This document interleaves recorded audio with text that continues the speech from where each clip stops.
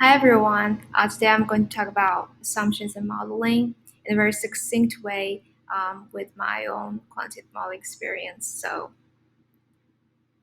let's talk about the conclusion first. So in hindsight, my friend's Dolores triangulation methods actually inspired me of using probably combining some previous knowledge of quantitative modeling, simulating stock data so that I could actually predict even more accurate stock trend for my customer.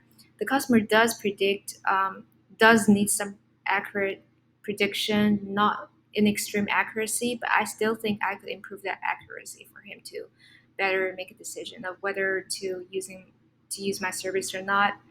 And regarding the rationale, it's always about accuracy that we can have for quantitative trading because it's always at tick level.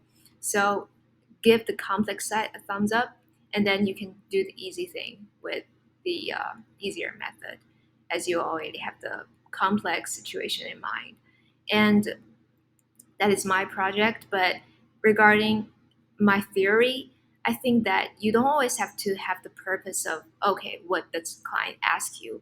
Of course, that's important, but it's also about your instinct of what the data already tells you. So if the data tells something like a spike, then consider using a jump diffusion model, maybe. Although that is harder to simulate because I already know that simulation could go from volatility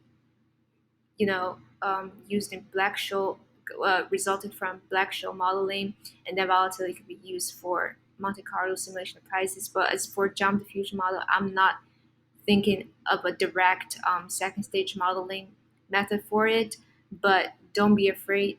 As long as your instinct tells that the data is really telling a story like that, then why not go into that direction?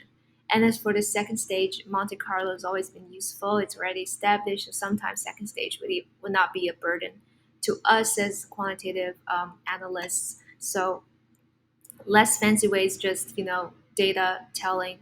The data already tells the story itself, so it might be okay. It might add extra information to you when you're writing a report, when you're assessing the overall situation. Though you cannot actually simulate just based on your own method because we're not algorithm writers. Unless you are an algorithm writer, you can have those parameters in mind and then you can write something to simulate. And then it would be a whole lot of work that is like the in the back. So it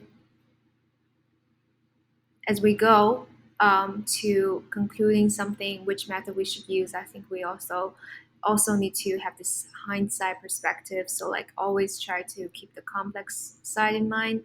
And as for succinct conclusion, I would say just remember to um, communicate with your client on what they want. And my clients are really nice. They are flexible. They don't really bet on my suggestion. They have options from elsewhere. So it's always the case to bear in mind. And thank you for listening and for taking in some stuff from the slides and make your suggestions down below my channel and hope to see you next time in my channel with more stuff coming up and with less rush time like today.